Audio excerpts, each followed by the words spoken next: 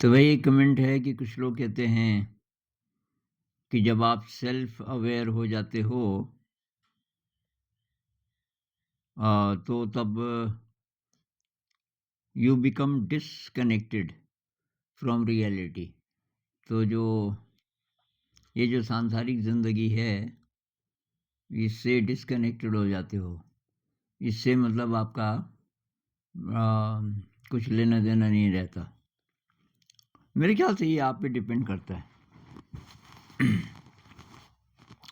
आप self aware हो गए तो बाहर के संसार में कुछ-कुछ जो करना है वो तो आप करते रहोगे।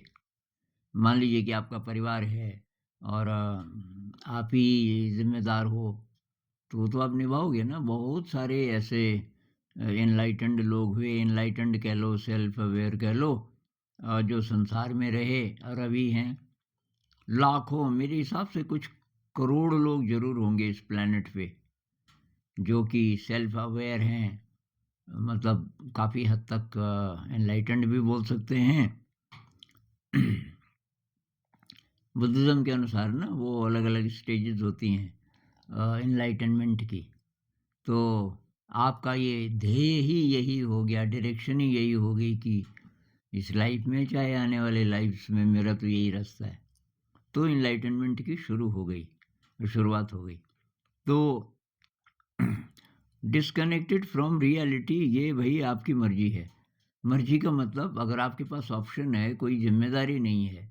मान लीजिए आप कॉर्पोरेट सेक्टर में काम कर रहे हो, फाइनेंशियल ज़िम्मेदारी नहीं है, लेकिन आप कर्ज़ ले रहे हो, खूब पैसा कमा रहे हो, अभी तक आप दुनिया की दौड़ में थे, खूब पैसा कमाऊँगा, ये करूँगा, वो करूँगा। अब किसी पॉइंट पे अचानक कुछ हुआ, मान लीजिए बहुत स्ट्रेस हुआ।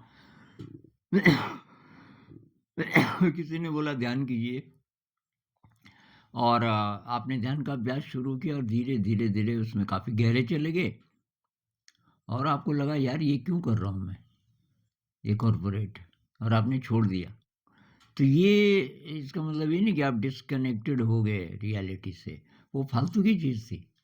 तो जो फालतू की चीज़ें हैं, हो सकता है आपके दोस्त बदल जाएँ, आपकी ईटिंग हैबिट्स बदल जाएँ। पहले ये ड्रिंक पार्टीज़ होती थी और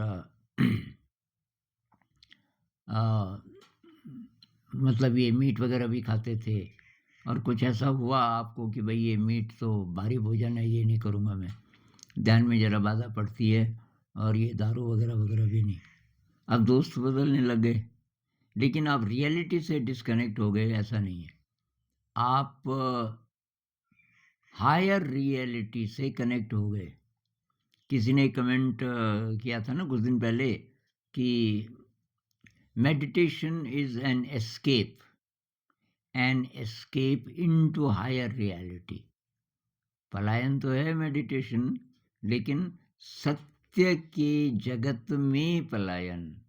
ये नहीं कि किसी चीज़ से भाग रहे हैं, लेकिन कुछ भई आपको अच्छी सब्ज़ी अगर मिल गई, तो आप सड़े हुए आलू क्यों खरीदोगे बाज़ार से?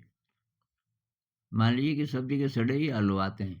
लाला जी कह रहे हैं बस अब ये पता नहीं क्या हो गया, और आलू अब ऐसे ही आते हैं, अब सब यही खा रहे हैं। लेकिन आपको पता चल गया कि नहीं, सभी जगह नहीं। एक जगह ऐसी है वहाँ अच्छे आलू मिलते हैं। तो अब आपको जब पता चल गया तो आप वहीं से तो लोगे ना। तो ऐसे ही इसमें भी है। आपको कोई ऐसा रस मिलने लगता है कि तब आप उसी में रमने लग जाते हो, और ये जो सांसारिक चीज़ें हैं इनमें से जो ज़रूरी है वो आप कर लोगे। और लैडी महाशय की कहानी है बहुत बढ़िया। ये योगानंद जी के गुरु के गुरु, तो पोस्ट ऑफिस में काम करते थे और कोई बड़े ऑफिसर भी नहीं थे, और वो काम वो करते ही रहे अंत तक।